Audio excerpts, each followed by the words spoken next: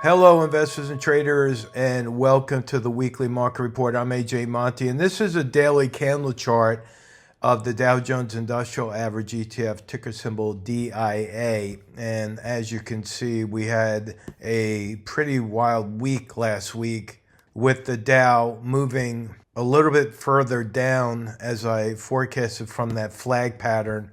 Remember, I talked about that last week where we look at the flag. You take the measurement of the flagpole and attach it to the breakout point to get you that target down there. And that's exactly what happened. We moved a little bit lower, and then we had this bounce with this massive bullish engulfing candle. Now pay close attention to these patterns right here because they're all conflicting each other. In fact, this big bullish engulfing candle was quickly followed by a bearish harami, and then right back into a bullish engulfing. There's still a gap above the market, and while I do believe we can go a little bit higher to fill that gap, I think we're going to take another big move lower, and I'll get to that in a moment when we look at the moving averages crossing as we get closer and closer to a death cross here.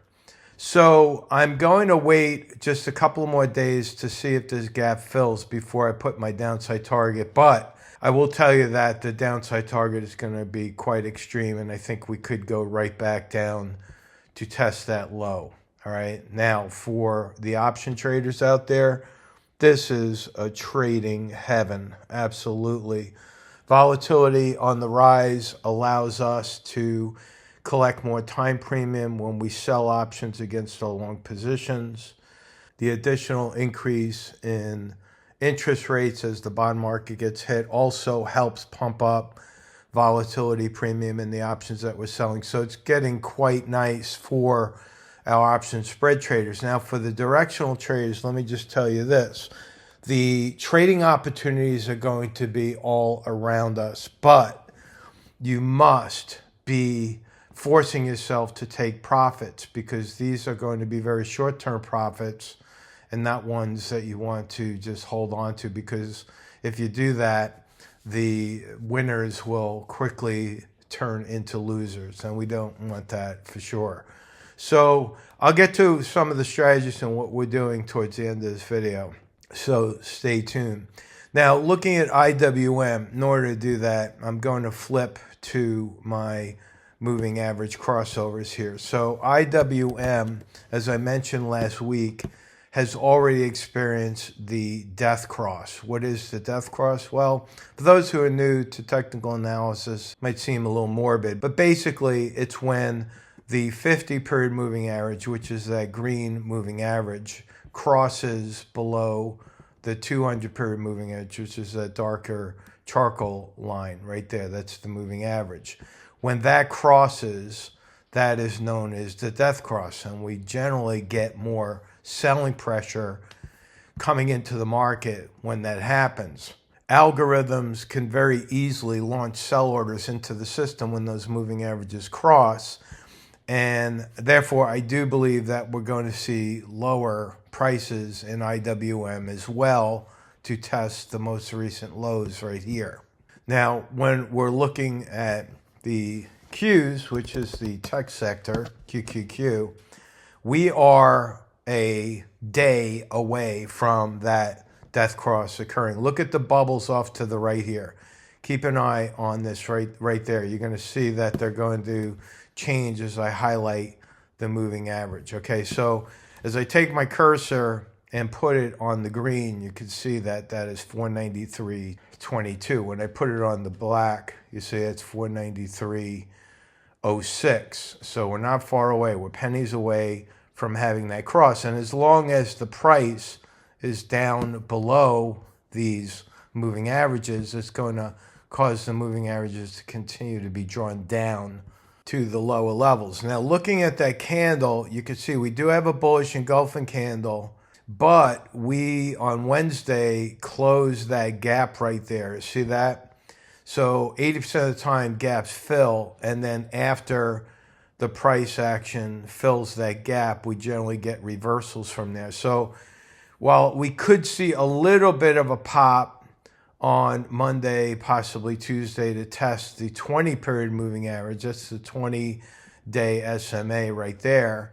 I think we're going to turn right back down as the death cross continues to trigger the algorithms to take off risk in the portfolios that they're associated with. You see, so that's something very, very important to keep an eye on. And I would challenge you to go out and look for any other videos on YouTube that are explaining the condition of the market right now with regard to the moving averages. There's very few people that look at that.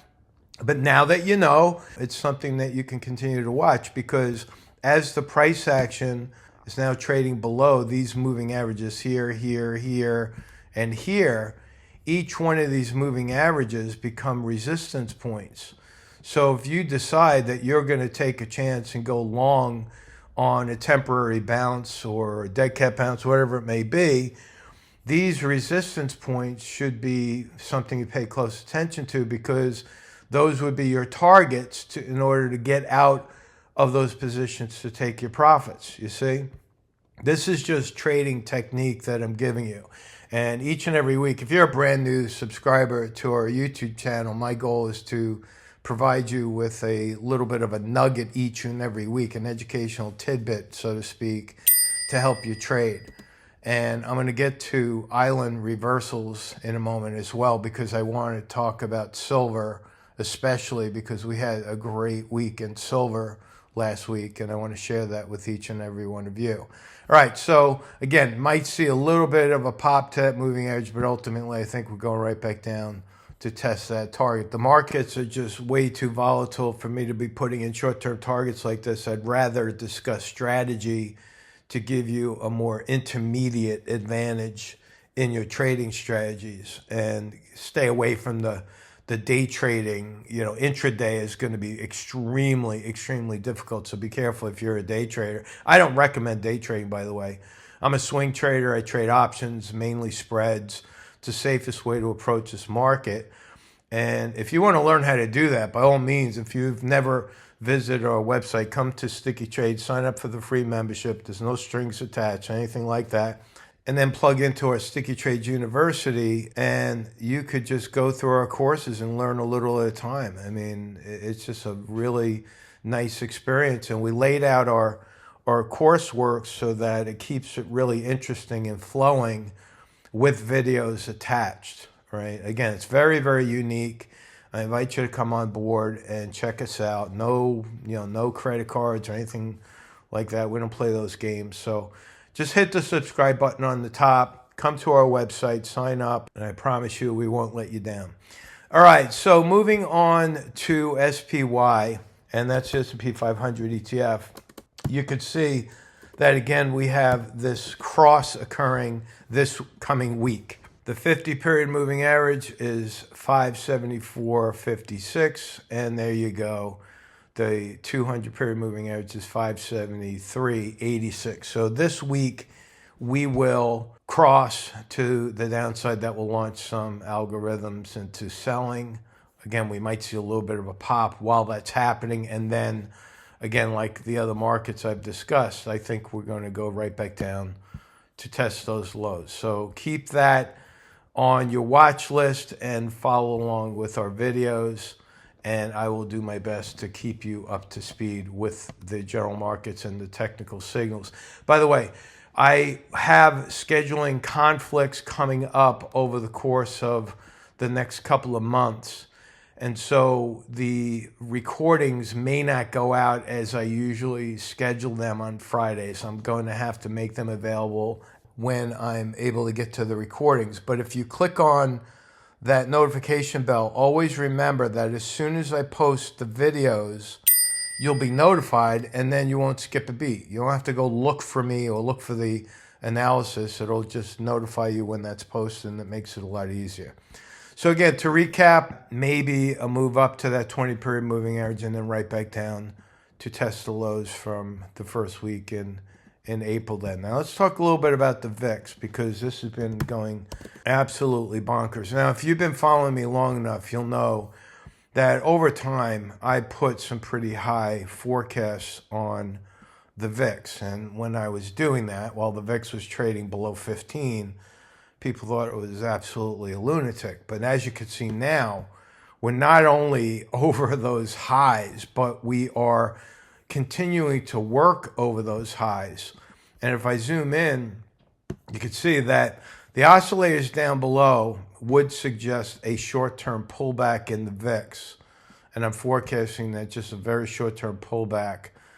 And then I think we're going to go on the launch pad again, remembering that the VIX, for the most part, is inversely related to the S&P. So remember, I said the S&P had a chance of possibly rallying up to the 20-period moving average, which would coincide with a lower VIX here.